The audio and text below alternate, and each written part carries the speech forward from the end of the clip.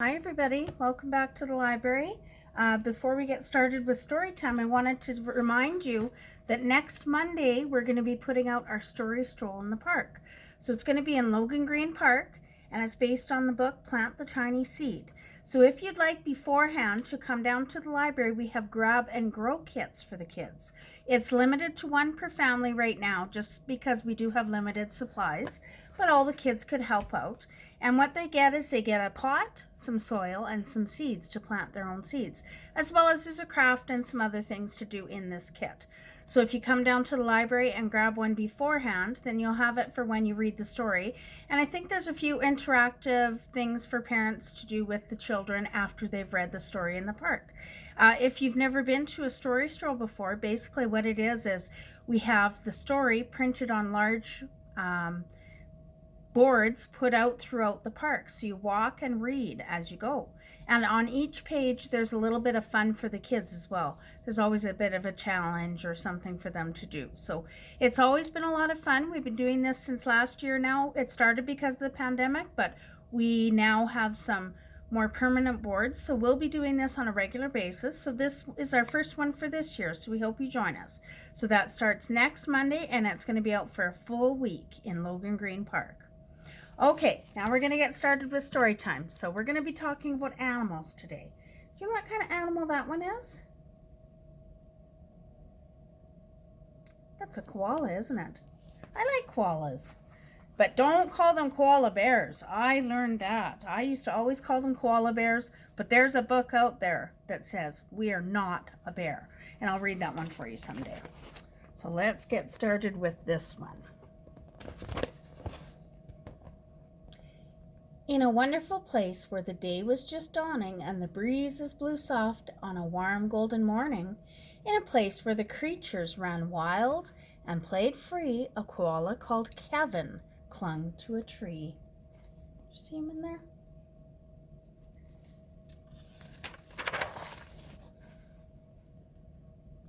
A nice gray fellow you never would meet, as soft as a soft thing from ear tufts to feet. His favorite way to relax in the sun was to cling and to nap and to munch a leaf bun. And after all this, well, he'd need a nice rest. Yes, Kevin liked sticking to what he knew best, which was clinging to the tree. Does he look a little scared? I think he looks a little scared up there.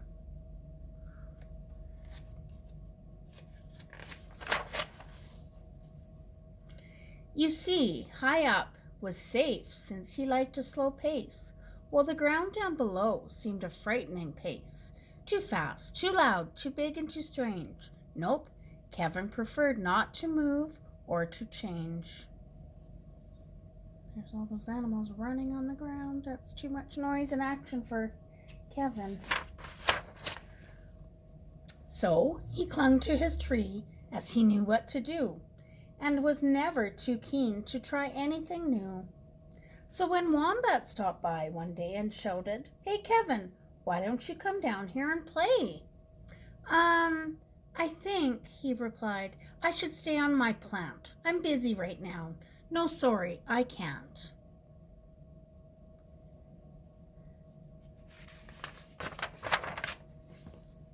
"Why not?" cried Roo, with a super loud cheer. "Yes, why?" called the dingoes. "There's nothing to fear." But Kevin, who'd never been one to act fast, said, "I've clinging to do, but it's nice that you asked."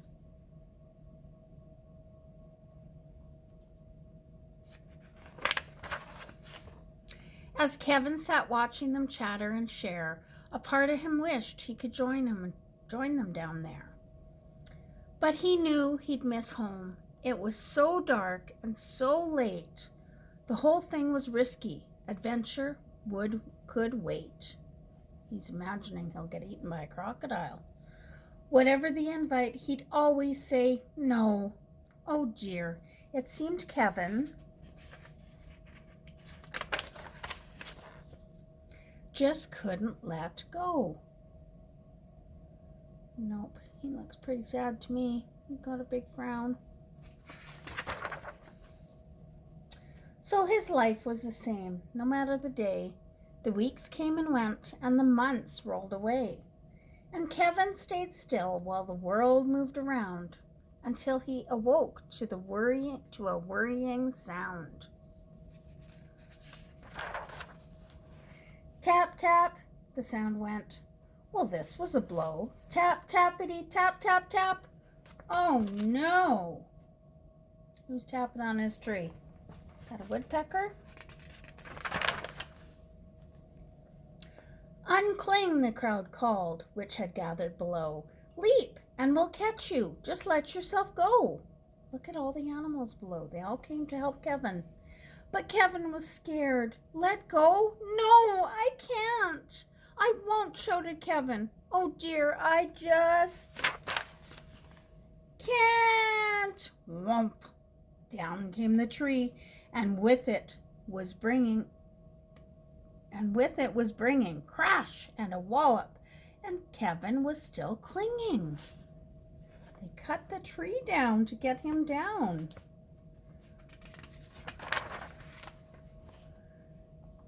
Kevin, he carefully opened one eye and looked up at the love staring down from the sky. Then by one paw, he loosened his hold. He felt springy and light and happy and bold. Oh, maybe he realizes it's not so bad. He's got all his friends with him. The worst he could think of had now come to pass, and he was just fine. Why, he felt quite first class. So when Kevin the Wombat leaned over and held out his paw, oh, I called the Wombat Kevin. That's not Kevin, sorry. When the Wombat leaned over and gave him his paw, Kevin no longer felt worry or doubt. Because he's got all of those friends there, doesn't he?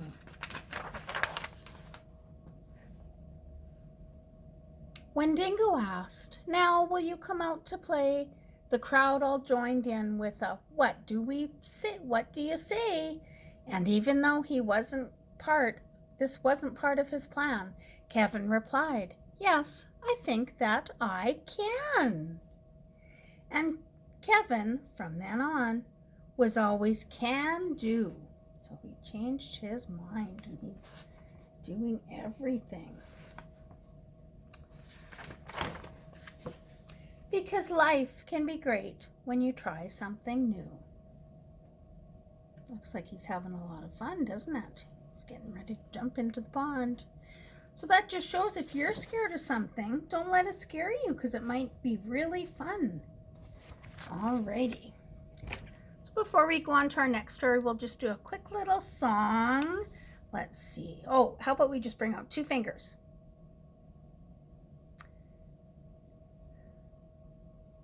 Sitting on, 2 little blackbirds sitting on a wall. One named Peter, one named Paul. Fly away, Peter, fly away, Paul. Come back, Peter, come back, Paul. Okay, where do we fly them to next? Up to a cloud, fly them up high. 2 little blackbirds sitting in a cloud. One named Soft, the other named Loud. Fly away, Soft, fly away, Loud. Come back, Soft, come back, Loud. Good job, guys. All right, we'll move on with our last little story here. And this one is kind of a guessing one. So who has this tail? So I'm going to give you a few little hints and see if you can guess what animal we're talking about.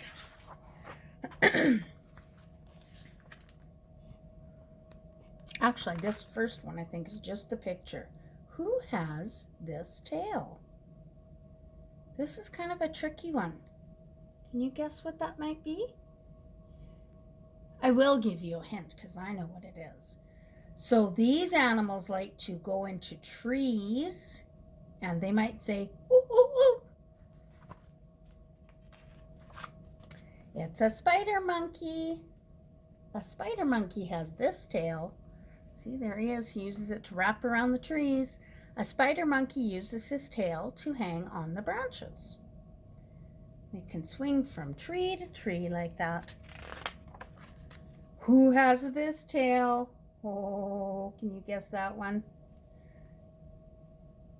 I don't like these critters. It's a rattlesnake that has this tail. A rattlesnake uses its tail to warn its enemies. So when an enemy that a snake doesn't like starts coming, he takes his little tail and he goes, shake, shake, shake, shake. He shakes it, and inside his tail it makes a little rattling sound. We don't have those around here. Who has this tail? Oh, that's a big one. Can you guess that? I bet you can. A shark has this tail. A shark uses its tail to push itself through the water. Sharks are kind of scary, aren't they? He doesn't look too happy. He looks kind of mean. Who has this tail? Let's see. I want to see if I know who this is. Oh, well, that wasn't who I was expecting. This is a little creature. Some people have them as pets in their house, and they live in a cage. Can you guess what that might be? It's not a cat or a dog. It's a gerbil. A gerbil has this tail, but they're showing gerbil out in the wilderness. A gerbil uses its tail to balance on its back legs. Yeah, because they go up and they use their other little paws like hands. Who has this tail? Do you know what that is? My guess is you can ride this animal, and it lives on a farm. Any guesses? Yeah, I was right. A horse has this tail. There's a mama and her baby horse. Do you know what a baby horse is called? A baby horse is called a colt.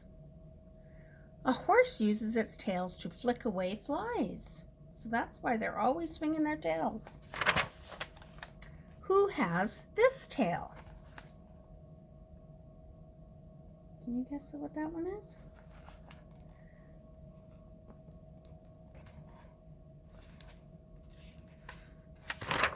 It's kind of a mean guy. A scorpion has this tail. A scorpion uses its tail to sting its prey.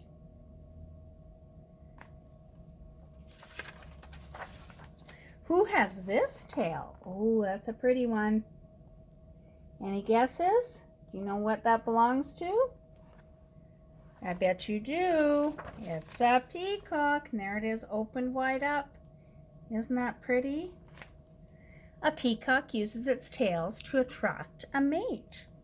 So there must be maybe a girl peacock, and there's a boy peacock. Who has this tail? It's white and fluffy. There could be a bunch of different animals that might have that one, but I think I know what this one is. These guys live out in the wilderness, and they make burrows to sleep in.